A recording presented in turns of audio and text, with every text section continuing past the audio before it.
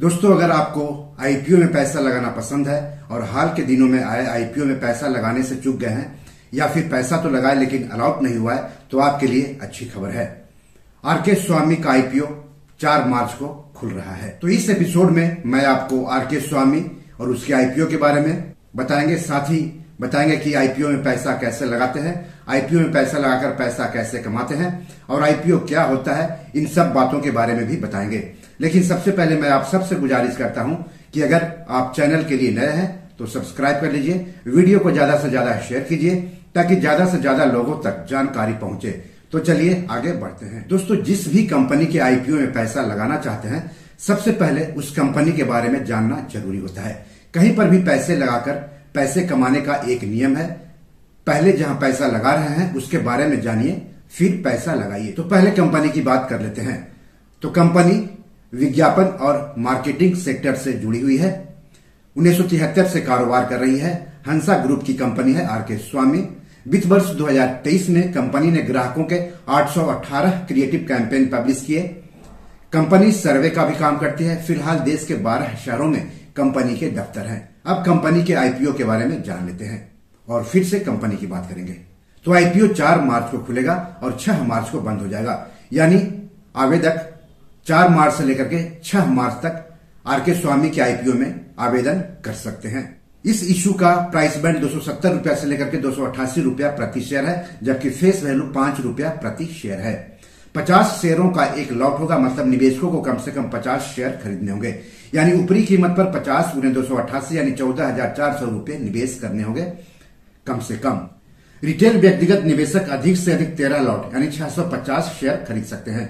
कहने का मतलब हो गया कि ऊपरी कीमत के आधार पर 650 × 288 यानी 1,87,200 रुपये निवेश कर सकते हैं अधिक से अधिक रिटेल व्यक्तिगत निवेशक। कंपनी इस आईपीओ के जरिए करीब 424 करोड़ रुपए जुटाएगी। कंपनी इस आईपीओ के तहत 173 करोड़ रुपए के नए शेयर बिक्री के लिए जारी करेगी। कंपनी इस आईपीओ के तहत ओएफएस यानी ऑफर फॉर सेल के जरिए मौजूदा प्रोमोटर्स और शेयर होल्डर्स के 251 करोड़ रुपए के शेयर बेचेगी। दोस्तों, किसी भी आईपीओ के निवेश के लिए खुलने के बाद शेयर बाजार पर उसके लिस्ट होने तक कई चरणों से उसे गुजरना होता है। आपने किसी आईपीओ में पैसा लगा दिया, इसका मतलब ये नहीं हुआ कि आपको आईपीओ मिल ही जाएगा। जिन निवेशकों को आईपीओ मिलता है उन्हें आईपीओ के शेयर अलॉट किए जाते हैं और शेयर अलॉट करने की तारीख तय होती है। जिन निवेशकों को आईपीओ के शेयर अलॉट नहीं होते हैं उनको उनका पैसा वापस मिल जाता है। पैसे वापस करने यानी रिफंड की भी तारीख तय होती है। जिन निवेशकों को आईपीओ के शेयर अलॉट किए जाते हैं उनके डीमैट खाते में आईपीओ का शेयर ट्रांसफर किया जाता है और इसका भी डेट तय होता है। तो किसी भी आईपीओ में निवेश करते समय निवेशकों को इन तारीखों को जरूर याद रखना चाहिए। दोस्तों, आपको बता दूं कि शेयर बाजार, आईपीओ, एफपीओ में निवेश करने के लिए निवेशकों के पास डीमैट अकाउंट के साथ साथ ट्रेडिंग और सेविंग्स अकाउंट भी होने चाहिए। आईपीओ के शेयर निवेशकों के डीमैट खाते में ट्रांसफर करने के बाद उन शेयरों की लिस्टिंग शेयर बाजार जैसे कि बीएसई और एनएसई पर की जाती है और इसका भी डेट तय होता है। तो इस आईपीओ यानी आरके स्वामी आईपीओ के अलॉट की तारीख है 7 मार्च। अलॉट नहीं होने पर पैसे की वापसी की तारीख है 11 मार्च। निवेशकों के डीमैट अकाउंट में शेयर ट्रांसफर हो गए 11 मार्च को और आईपीओ शेयर्स की लिस्टिंग होगी 12 मार्च को। शेयर्स बीएसई और एनएसई पर लिस्ट किए जाएंगे। आईपीओ में आरक्षण भी लागू होता है। तो इस इशू में यानी आरके स्वामी आईपीओ में 75% हिस्सेदारी योग्य संस्थागत खरीदारों यानी क्यूआईबी के लिए, 15% हिस्सेदारी एनआईआई यानी गैर सांस्थानिक निवेशकों या एचएनआई के लिए, जबकि 10% हिस्सेदारी रिटेल निवेशकों के लिए आरक्षित है।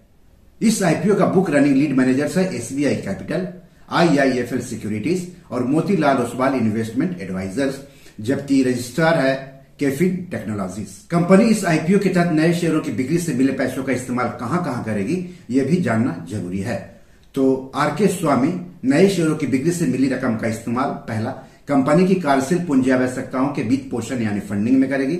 दूसरा, डिजिटल वीडियो सामग्री उत्पादन स्टूडियो स्थापित करने के लिए कंपनी द्वारा किए जाने वाले पूंजीगत व्यय के वित्त पोषण यानी फंडिंग में करेगी।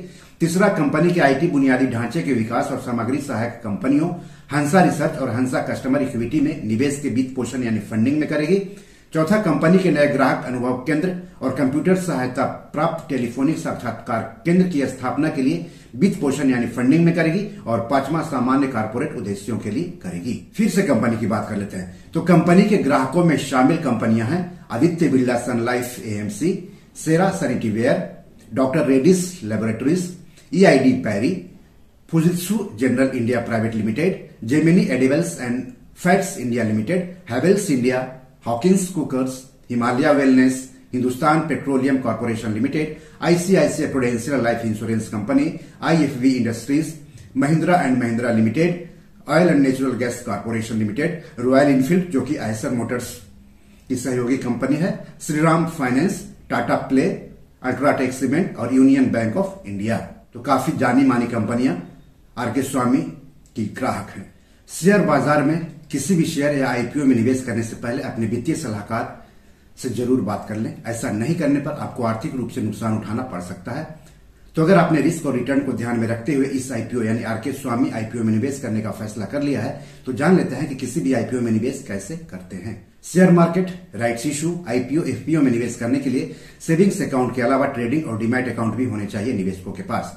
सेबी रजिस्टर्ड शेयर ब्रोकर्स के पास ट्रेडिंग और डीमैट अकाउंट खुलवाएं। हालांकि सेविंग्स अकाउंट बैंक के पास खुलवा सकते हैं। कई शेयर ब्रोकर्स तीनों अकाउंट खोलने की सुविधा देते हैं। तो डीमैट अकाउंट के जरिए किसी भी IPO में निवेश किया जाता है। निवेशकों के डीमैट अकाउंट में ही IPO से संबंधित फॉर्म मिलेगा जिसे ऑनलाइन भरना है। IPO के संबंध में जानकारी के लिए अपने शेयर ब्रोकर से बात करें। सवाल है कि ये IPO क्या होता है और निवेशक इसमें पैसा लगाकर पैसा कैसे कमाते हैं।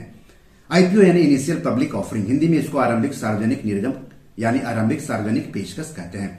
IPO लाने वाली कंपनी IPO के जरिए शेयर बाजार पर लिस्ट होती है और अपने शेयरों की बिक्री करके पूंजी बाजार से पैसे जुटाती है। वहीं दूसरी ओर निवेशक भी इन IPO में पैसे लगाकर पैसे कमाते हैं, बशर्ते IPO अच्छी कंपनी का हो। सवाल है कि IPO से निवेशक कैसे कमाते हैं।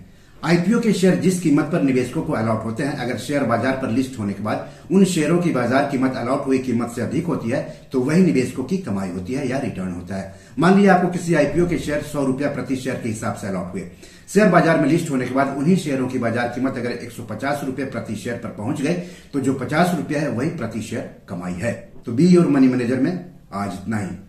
दोस्तों, क्या आप आरके स्वामी IPO में पैसे लगाने जा रहे हैं? अगर हाँ तो कमेंट बॉक्स में जाकर हमें जरूर बताइए। एपिसोड कैसा लगा जरूर बताइए। इस एपिसोड या पैसों से जुड़े कोई सवाल हो तो जरूर पूछिए। आगे किस टॉपिक पर वीडियो चाहते हैं हमें बताएंगे तो अच्छा लगेगा। धन्यवाद, नमस्कार।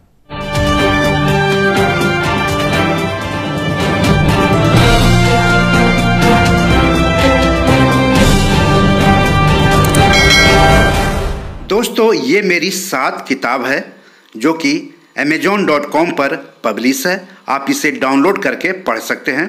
इन किताबों के लिंक्स इस वीडियो के डिस्क्रिप्शन में दिए हुए हैं।